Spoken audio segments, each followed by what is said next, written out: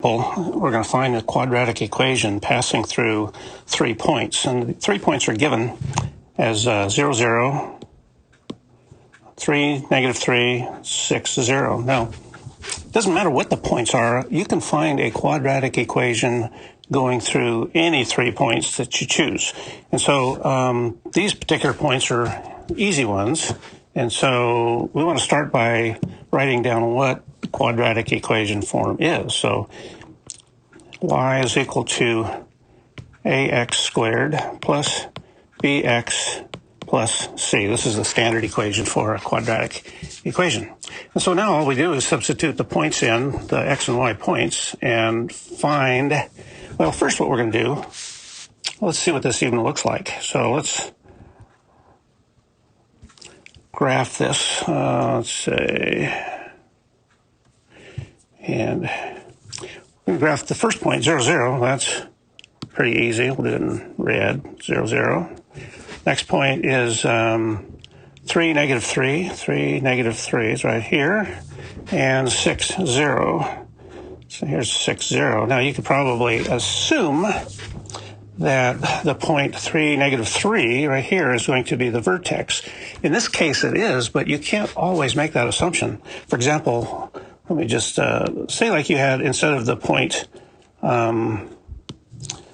at 3, -3, say like the point was the third point was right there. Obviously, this green point isn't going to be a vertex, but you could still get a equation using 0, 0, 6, 0, and this point here is 1, 2, 3, 4, 5, 5, 3.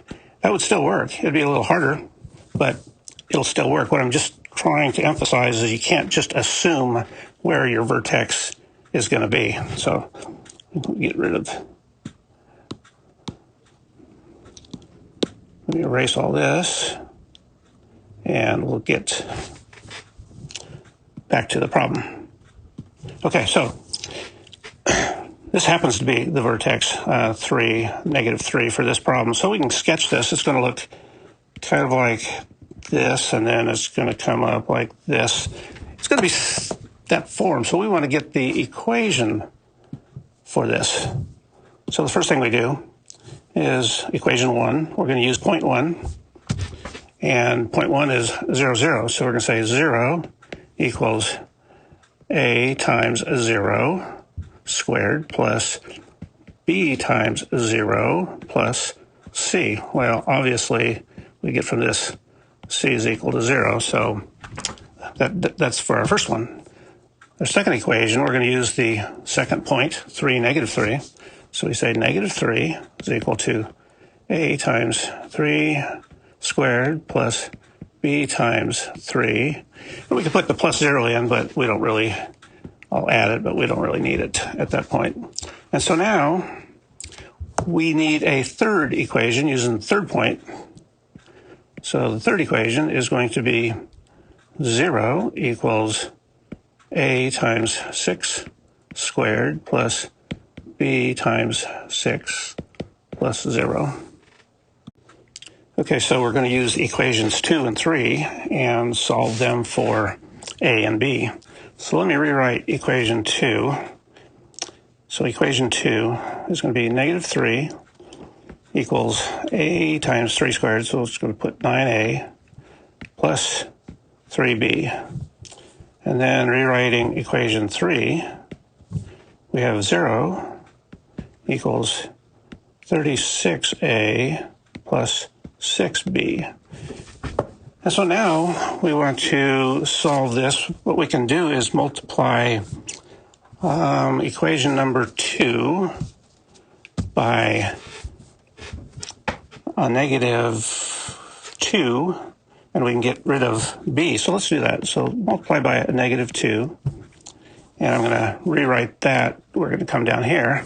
So I have 6, I have -3 times -2 is 6, equals -18a minus 6b. And equation 3, we're going to put 0 equals 36a plus 6b. So we're just going to add these two together. we get 6 equals 18a. So from that, we go a is equal to 3. Substitute this, so we have a equals 3. We already know that c is equal to 0. And now we just use that to find b, plug it in either equation, and we get b is equal to negative 2. So now that we found a, b, and c, we're going to write the equation. So y is equal to ax squared. Oh, wait a minute. I made a goof here. A is not equal to 3. A is equal to 6 over 18. So a is equal to 1/3. Okay. I think that's right. Now we're going to try. So y is equal to 1/3 x squared plus bx. B is a negative 2, so I'm going to make that minus 2x. Minus 2x plus c is 0. We're not going to put that in there, so we're done finding the equation. If I can draw a box around it. Doesn't like the box I put, so I'll just do that. Okay. Okay, the next example is a word problem. And here's the problem. You're going to borrow $30,000 to renovate a house.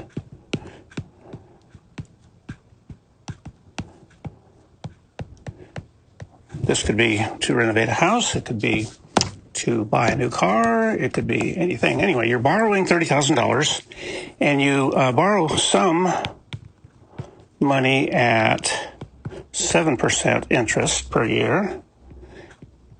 Borrow some at 9% per year. And this is like a problem we had before, but we're going to add, we're borrowing some at 12% interest per year. And so this is going to give us 3 unknowns. We're going to call this, the amount borrowed at 7%, we're going to call x. 9% we'll call y. 12% we'll call z. Now we have to have some extra information on this. Well, we know that the amount borrowed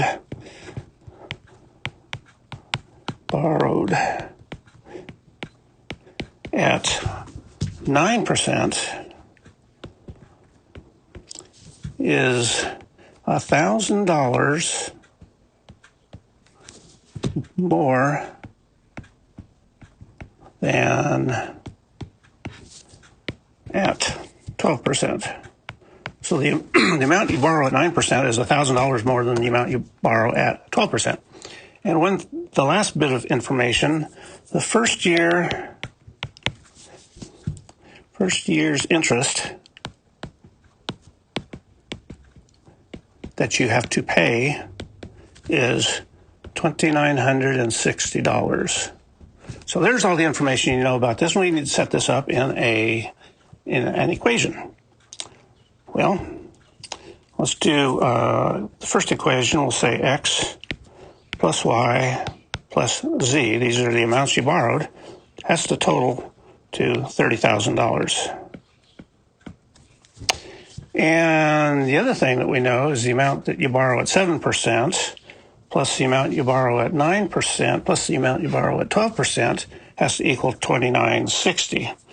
So we're going to put 0.07x plus 0.09y plus 0.12z has to equal 2,960. So now you need one more equation because you have 3 unknowns. You need 3 equations. So we have to use this little bit of information here. So the amount borrowed at 12% is 1,000 less than borrowed at 9.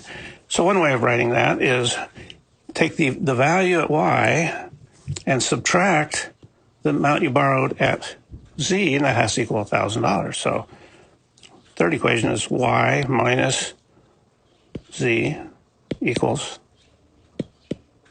$1,000.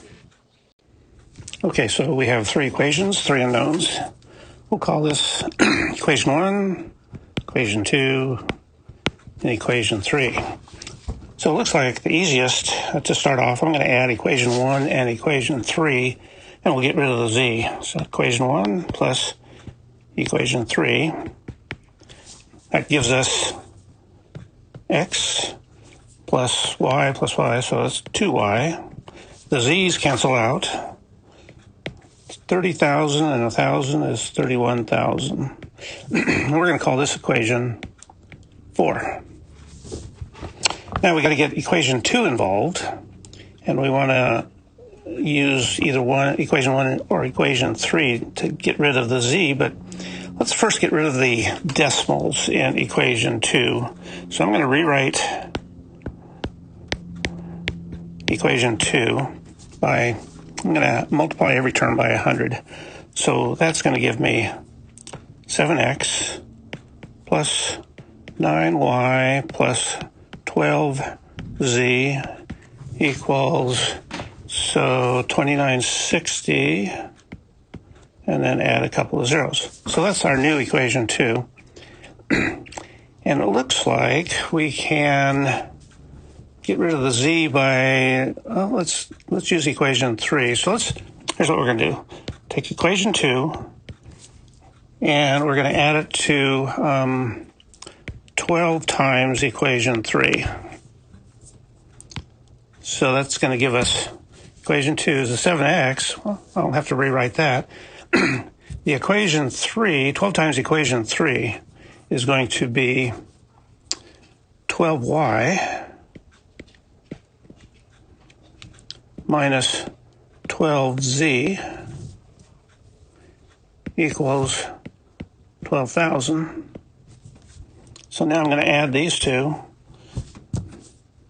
and I'm going to call it, well, let's add them first. 7x plus 21y, the z's cancel, and add these up, 308,000. So this is going to be equation 5.